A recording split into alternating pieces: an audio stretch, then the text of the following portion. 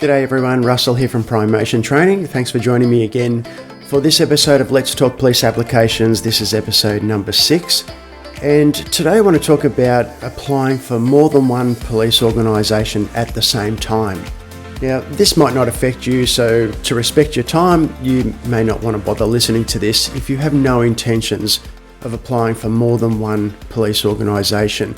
But it's not that uncommon where applicants will apply for their home state's police force or service and then put in an application with another state. And there's a number of reasons why people might do that, and there's certainly some pros and cons and different things about doing that you might want to be aware of. So hopefully this episode is helpful for you if you are in that situation. Let's dive into it and make a start. Alright, so the first thing is, can you actually apply for more than one police organisation at the same time? So multiple police applications, and the answer is yes, you can. There's absolutely no reason why you couldn't apply for a position with every state and territory and the Australian Federal Police all at the same time. Now, of course, there's lots to consider if you were applying or you intend to apply for more than one state. I mean, the first thing, of course, is the location. Where do you live? That's obviously going to be the most convenient state or territory to apply for. But it may be that you live in one state, you grew up in another, or you've got family in another state, and you would be more than happy to pack your bags and move to that other state if your police application was successful in that other state. So that's not an uncommon situation for applicants, where they would be quite happy to live in either state because of those sort of family ties. One of the downsides, I suppose, is that each application on its own is pretty lengthy. They're challenging processes that you need to go through, and police applications are really competitive. So to be able to really commit yourself to one state and then do the same thing with another state is a pretty big ask. There's a lot to a police application. It requires a lot of time, a lot of effort, a lot of preparation if you're going to do it properly, if you're going to be competitive. And to be able to really focus on one application would be a hell of a lot easier than trying to do that across 2 or 3 applications, particularly at the same time. So something to keep in mind in regards to that, though, I guess, which offsets that a little bit, offsets that challenge somewhat, is that although each application is different, it's a different state, they might have a different process, the processes are very similar.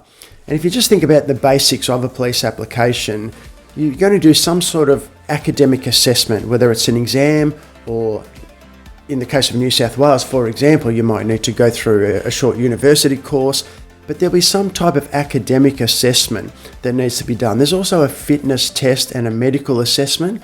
So that sort of fitness medical can essentially be considered as one. You've got to meet those fitness and medical requirements as you do with the academic assessment. There's also generally some type of psychometric assessment, which makes perfect sense if you're going to be working as a police officer, carrying a firearm and all the responsibility and authority that comes with that position. So you have to do a psych evaluation of some description. And generally there's an interview, a job interview. Most states will have a panel interview, and those basics, exam, fitness and medical, psych and panel, are similar across each of the different states. An example of how things might be a little bit different could be that for a selection panel interview, for example, it could be that in Queensland, if you're applying there, your panel interview is a little bit more like a presentation, where 10 minutes before your interview, you're given some information or some questions, and you would then present answers to those questions to the panel. Other states are more interactive, where they'll ask you a question, you'll give an answer, they might ask for some clarifying points, etc. Much more like a traditional job interview would be. From a fitness point of view, there could be an obstacle course as opposed to some sort of generic fitness assessments like push-ups and beep test and prone hold or sit-ups, those kinds of things.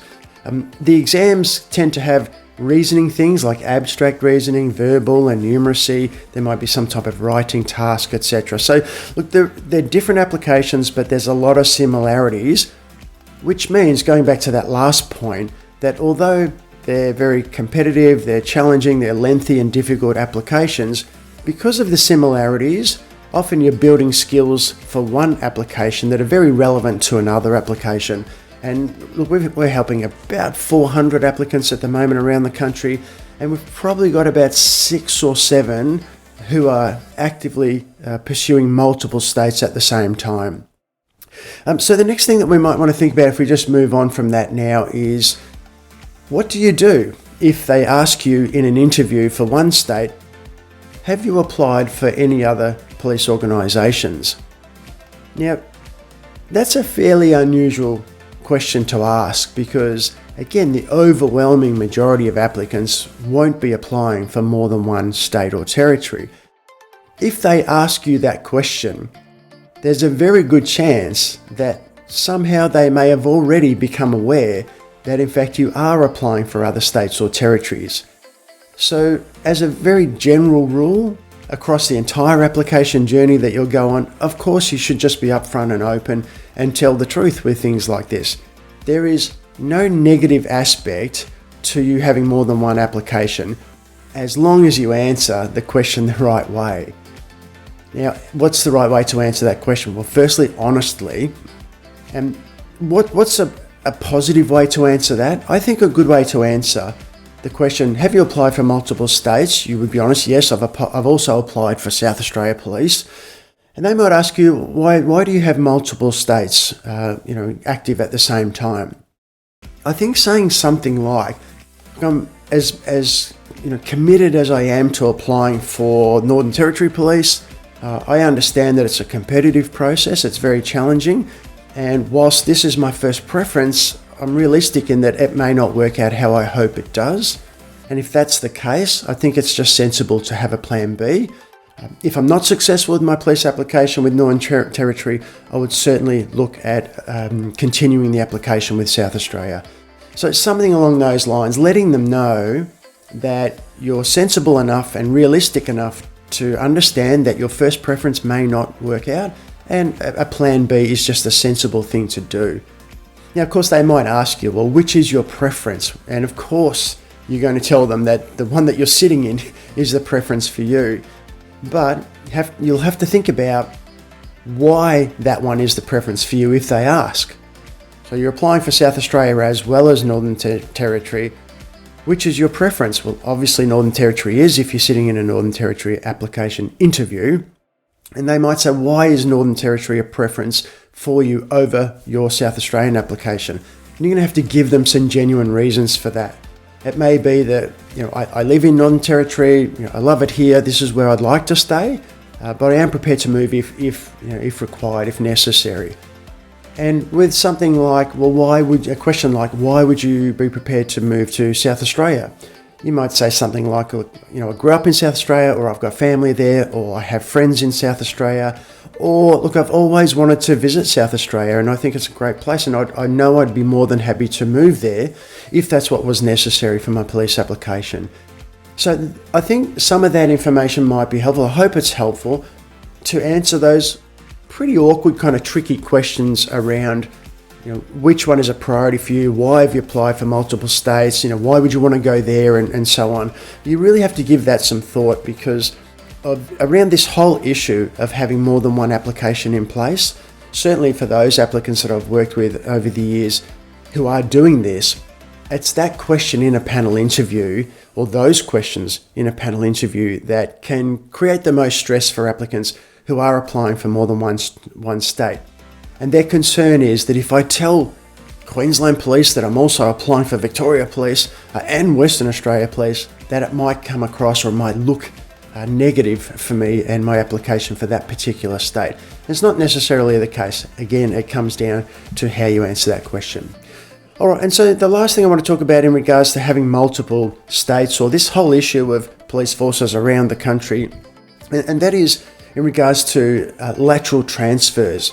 And I often get this question: if I apply for South Australia Police and I'm unsuccessful with my application, but I'm successful in Western Australia Police, can I then transfer from Western Australia back over to my original state? And the answer is no, you can't just transfer. There's no lateral transfer agreement or arrangement between the states. Now, having said that, of course, if you are an experienced police officer and you apply for another state, there may very well be a slightly different application process for those applicants who already have policing experience that is current, or even police officers who have since resigned, and maybe it's been a few years since they resigned from the police force and they're applying for another state now, or for that matter, even reapplying for the state where they were originally a police officer. There might be a slightly different process from, let's say, brand new applicants applying. It tends to be a little shorter. They tend to focus a little bit more on your existing or previous policing experience. And so there is a pathway for you to change states and take, I guess, the credit of your existing police experience to that other state, and it will be beneficial and help you get through a new application. Alright guys, so that's probably enough to gabble on about in regards to the whole issue around multiple states, applying for different states, being asked which is a priority, how do you handle those sort of questions, things around the differences between the states and territories, and that issue of lateral transfer and how that might all work. So I hope you found that helpful. If that is a situation that you find yourself in, or certainly if it's one that you're thinking about putting yourself in, either way, regardless of how many applications you have going at any one time, you need to have a really competitive final score so that when they compare you to other applicants in the same process, they're more likely to offer you the position over other applicants if you have a competitive score. So, as I always say, your final applicant score is the most important thing that we need to focus on as you're going through one or many police applications. Alright guys, well thanks for spending some time with me again today. I hope you found that helpful. I look forward to chatting to you again soon in the next episode of Let's Talk Police Applications. Take care.